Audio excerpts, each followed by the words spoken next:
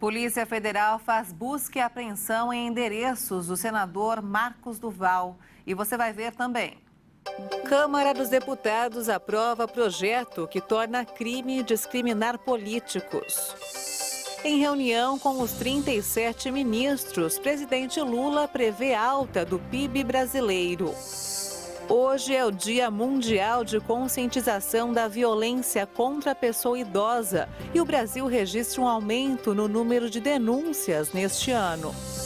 O inverno está chegando e a queda nas temperaturas aquecem os setores do comércio, serviços e turismo, que esperam aumento nas vendas.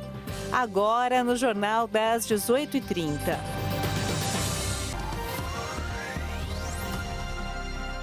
Olá, boa noite. São 18h33 pelo horário de Brasília. E você acompanha agora as principais notícias do Brasil e do mundo desta quinta-feira, dia 15 de junho. A Polícia Federal cumpriu na tarde de hoje 3 mandados de busca e apreensão em endereços ligados ao senador Marcos Duval, nas cidades de Brasília e Vitória. A PF pediu a prisão de Marcos Duval durante a operação, mas o pedido foi negado pelo STF, que autorizou apenas a realização de buscas e apreensão.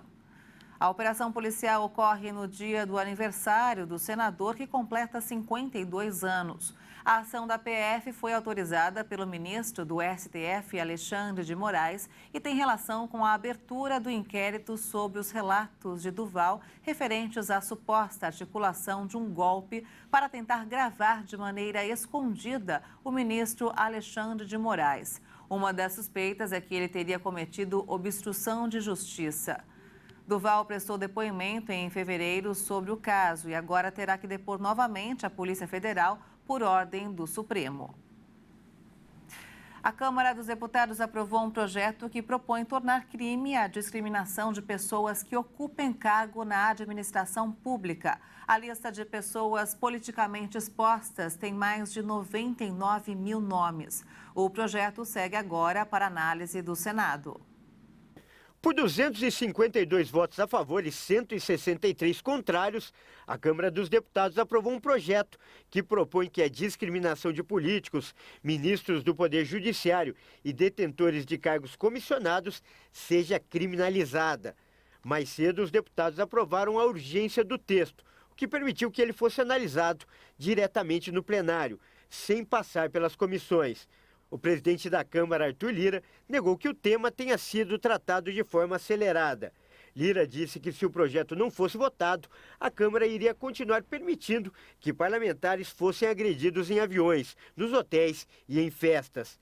A proposta prevê punições para a discriminação de pessoas que estejam respondendo à investigação em inquérito ou a qualquer outro procedimento investigatório de infração penal, civil ou administrativa, ou no caso da pessoa figurar como ré de processo judicial em que ainda caiba recurso. O texto exige ainda que bancos e instituições financeiras expliquem de forma técnica e objetiva eventual recusa de concessão de crédito para essas pessoas. A proposta estabelece o pagamento de multa e de 2 a 4 anos de prisão. E segundo o texto, a condição de pessoa politicamente exposta vai perdurar por 5 anos, contados da data em que a pessoa deixou de figurar nos cargos, além de alcançar pessoas jurídicas ligadas às pessoas politicamente expostas, além de familiares e estreitos colaboradores. O coordenador do Grupo de Trabalho da Reforma Tributária afirmou a investidores que o texto final deve ser aprovado em julho na Câmara dos Deputados. A mudança deve estimular o mercado externo a apostar mais no Brasil. Em evento de investidores brasileiros e britânicos em São Paulo, o coordenador da reforma tributária, o deputado Reginaldo Lopes, garantiu que a proposta deve ser votada e aprovada pela Câmara dos Deputados em julho. A declaração foi dada durante evento organizado pela Câmara Britânica de Comércio e Indústria no Brasil, em São Paulo. A instituição é responsável por fomentar relações entre investidores e governos do Brasil e do Reino Unido. O deputado disse estar confiante de que a proposta vai ter mais de 400 votos. Segundo Reginaldo Lopes, o texto final deve ser apresentado na semana que vem e o primeiro e o segundo turno devem acontecer já no mês de julho. Uma das consequências esperadas com a aprovação da reforma tributária é um aumento do investimento no país, pelo mercado externo. Isso porque, segundo negociadores, o Brasil vai ser visto pelo mercado internacional como um país mais interessante e seguro para investir. O fluxo comercial entre os dois países foi de 42 bilhões e 700 mil entre outubro e dezembro de 2022, um aumento de 29,2% em relação ao ano anterior. As inscrições para o Exame Nacional do Ensino Médio, o Enem 2023, estão chegando ao fim.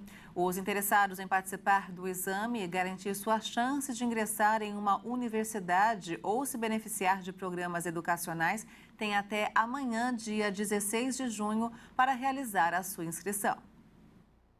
O Enem é uma das principais avaliações educacionais do país e desempenha um papel fundamental no acesso ao ensino superior e em programas como o SISU, ProUni e FIES. O período de inscrições para o Enem 2023 teve início no dia 5 de junho e encerrará em 16 de junho.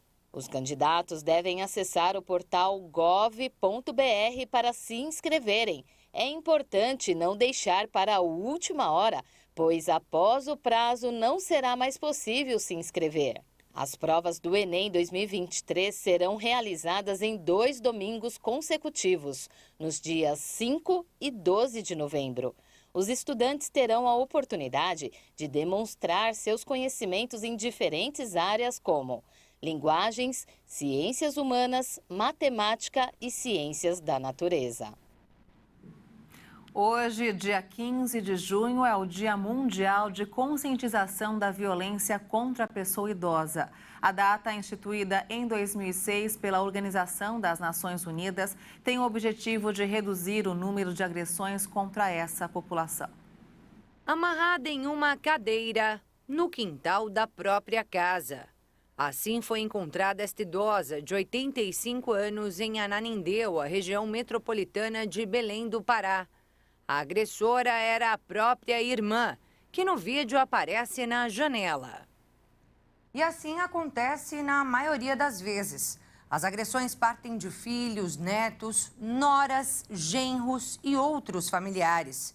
Mais de 60% dos casos de violência contra idosos acontecem dentro do lar, segundo estudo feito por uma pesquisadora da Fiocruz. Muitas vítimas não denunciam por medo ou porque querem proteger os parentes agressores. Preferem sofrer caladas, ainda que alimentem a depressão. Eles estão sempre depressivos, porque não sobrou muita coisa. É uma condição muito ruim, mas é o pouco que sobrou para eles. Então, para ele manter, às vezes, o teto que ele está, para ele ter um pouquinho de atenção, ele tem que ficar quieto e aguentar aquilo. E eles suportam vários tipos de violência: física, psicológica, sexual, negligência, discriminação, abuso financeiro e violência patrimonial, que é quando a vítima é forçada a assinar documentos. E olha que em seu artigo 3º, o Estatuto do Idoso determina a obrigação da família, da comunidade, da sociedade, do poder público em assegurar ao idoso o direito à vida, à saúde, alimentação, educação, cultura, esporte, lazer, trabalho, cidadania, liberdade, dignidade, ao respeito e à convivência familiar e comunitária. Hoje, o idoso, ele tem amplos direitos, né, que compõem aí para que tenha uma vida saudável, e por esse motivo, tanto a legislação penal, como também a organização nacional, né, pode estar amparando com relação a esses crimes. Mas ao invés de terem seus direitos assegurados, idosos testemunham o aumento da violência contra eles. Só no primeiro trimestre deste ano, a alta foi de 97% em relação ao mesmo período do ano passado. Foram mais de 200 mil vítimas em todo o país de janeiro a março de 2023, segundo dados do Ministério dos Direitos Humanos e da Cidadania. Mas a advogada ressalta que muitos dos agressores não são punidos, mesmo denunciados. Existem alguns crimes que, infelizmente, não são passíveis de detenção, né? Principalmente se for réu primário. De qualquer forma, a orientação da especialista é denunciar sempre. Os vizinhos podem, sim, fazer a denúncia. A denúncia através da Polícia Civil, da Polícia Militar. O que mais importa é chamar alguém que possa impedir esses maus tratos para não ocorrer coisas piores, né? Muito triste, né? Um absurdo.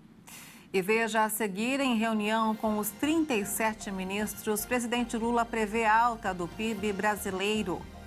E ainda, o inverno está chegando e a queda nas temperaturas aquecem os setores do comércio, serviços e turismo, que esperam aumento nas vendas. Nós voltamos em instantes, até já.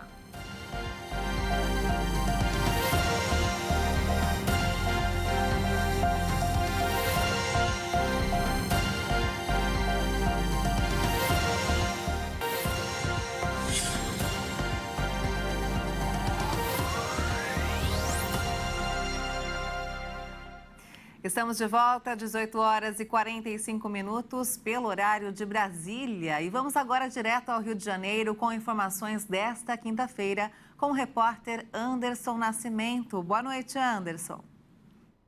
Boa noite, Maria Alice. A Polícia Civil faz operação contra uma quadrilha que aplica golpe envolvendo a venda de imóveis. Uma pessoa foi presa e outras 3 seguem foragidas. O grupo passou a ser investigado após uma denúncia e os agentes estimam que o prejuízo chega a 10 milhões de reais. Segundo a polícia, os criminosos ainda tinham diversos escritórios de fachada que serviam para passar credibilidade na hora de fechar as negociações. Mas depois de receber o dinheiro, eles desapareciam. Cerca de 300 pessoas foram vítimas da quadrilha. 20 pessoas envolvidas no esquema criminoso foram denunciadas pelo Ministério Público e, na ação, os agentes apreenderam granada, munições, drogas, celulares e computadores. E atenção, Semana da Saúde chega em Bangu. Durante esta semana, moradores da Zona Oeste estão recebendo atendimentos gratuitos de todos os tipos no estacionamento do Bangu Shopping. Segundo a Secretaria de Saúde do Rio, a ação tem o objetivo de facilitar o acesso a serviço da saúde. Só no primeiro dia, quase 3.500 atendimentos foram realizados, como mamografia, ultrassonografias e diversos testes, como os de HIV e diabetes. Além disso, equipes do Hemorrio estão no local para incentivar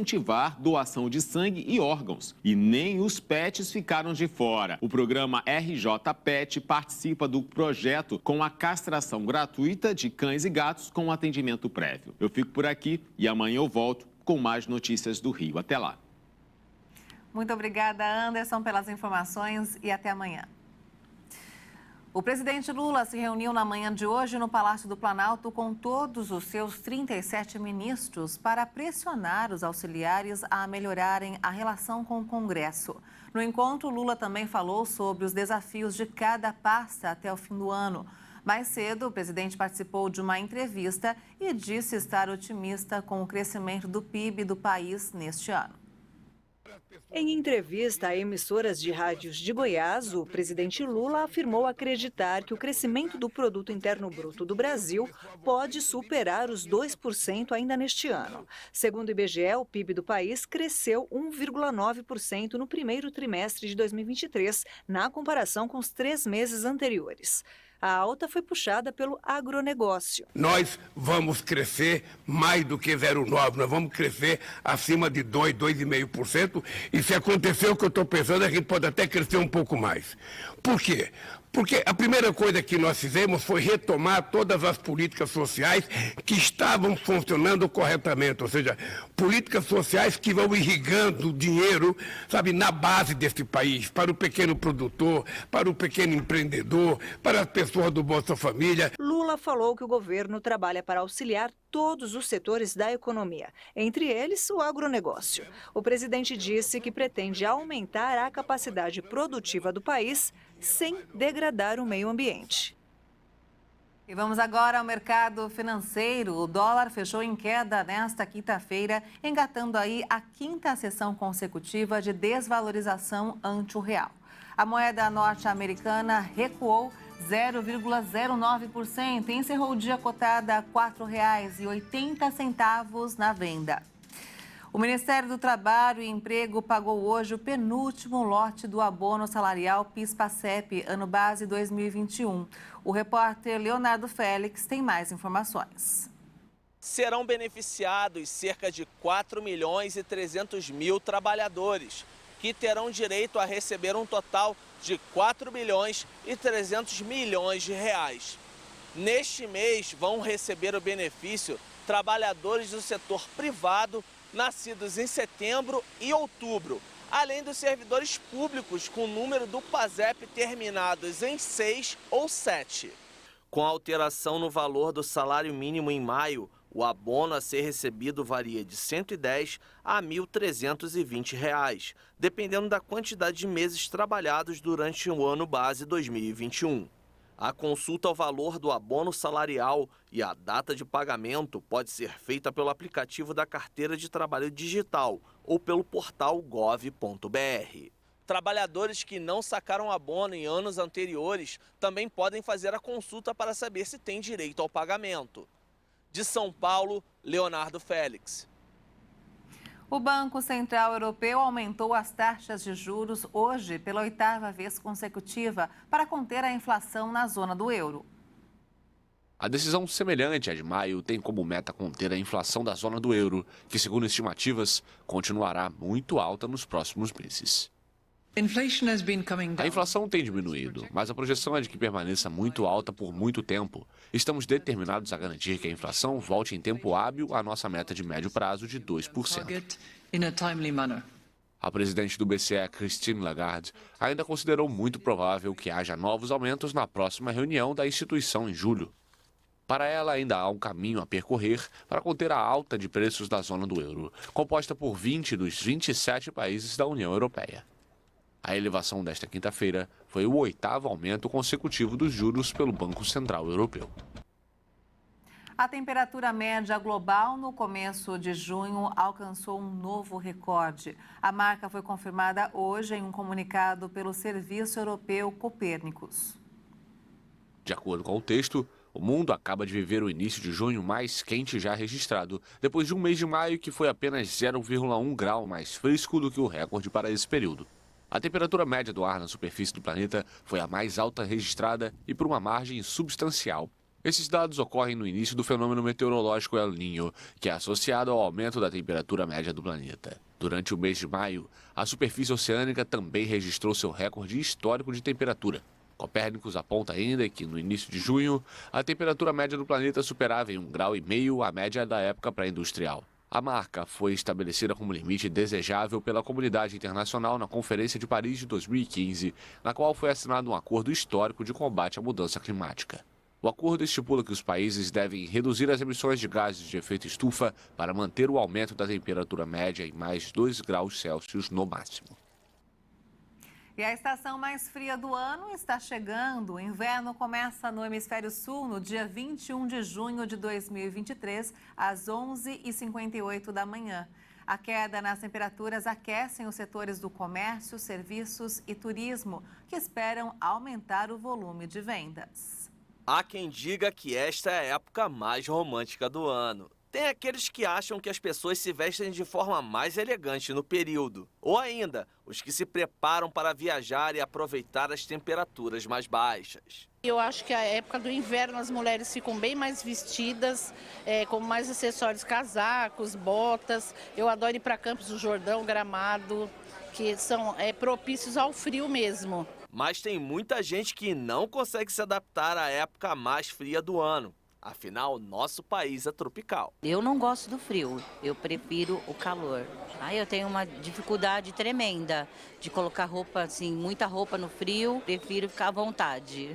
Chegou a hora de tirar do guarda-roupa o gorro, o cachecol e o cobertor. O inverno vai começar, mas os primeiros sinais da transição para a estação mais fria do ano começaram ainda em abril. Nessa época foi registrada a primeira grande frente fria do ano, que derrubou as temperaturas em boa parte do Brasil. E alguns setores da economia comemoram a chegada do inverno. O turismo movimenta principalmente as cidades da Serra Gaúcha e do sul do país, além de Campos do Jordão, no estado de São Paulo, e as cidades históricas de Minas Gerais. Já o segmento de vestuário, calçados e acessórios deve ter volume de vendas em todo o Brasil de cerca de 13 bilhões e 760 milhões de reais, segundo a Confederação Nacional de Comércio, Bens, Serviços e Turismo. Embora o Brasil seja conhecido como um país tropical, o inverno tem uma importância bem interessante para o comércio no Brasil. O comércio, aliás, é um setor muito marcado por sazonalidade. No varejo, o segmento mais impactado costuma ser o segmento de vestuário.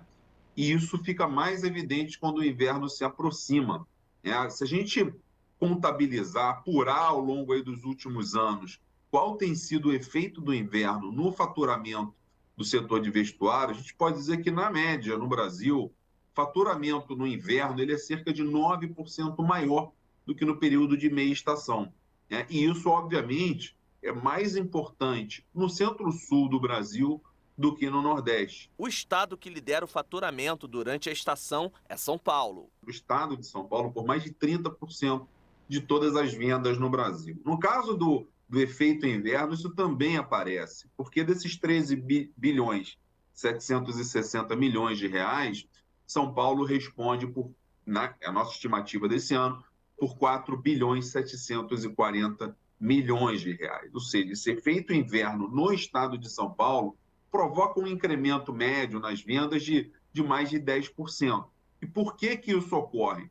Porque São Paulo atende não apenas aos paulistas, a população local, mas muita gente que se desloca de outras regiões do Brasil para comprar mercadorias para revenda. Quem também festeja a chegada da época mais fria do ano são as padarias e cafeterias da capital paulista, que têm as vendas aquecidas no período. As bebidas quentes, como café, chocolate e chá, têm um aumento de consumo na casa de 30%. Eu gosto bastante de bebidas quentes, cafeteria, gosto de consumir chocolate quente, então modifica bastante nessa época do ano. Inclusive, eu até busco essas padarias para estar tomando caldos quentes. O Anderson já se planeja para aproveitar as experiências e os sabores que só o inverno pode proporcionar. Então a gastronomia ela já vive em mim, como a gente é desse ramo também de alimentação, eu procuro realmente explorar novas tendências no inverno, assim, que apresente novos locais, porque de um tempo para cá, assim, os estabelecimentos eles vêm se sofisticando e te oferecendo pratos novos, novas variedades de entretenimento também. O inverno te oferece esse aconchego, essa coisa de tu compartilhar melhor os momentos, porque tu termina interagindo mais, conversando mais com as pessoas. É isso aí, quem resiste aí às delícias do inverno. E o Jornal 10, 18h30 fica por aqui. Você acompanha outras informações durante a nossa programação. Obrigada pela companhia, uma ótima noite para você. Tchau.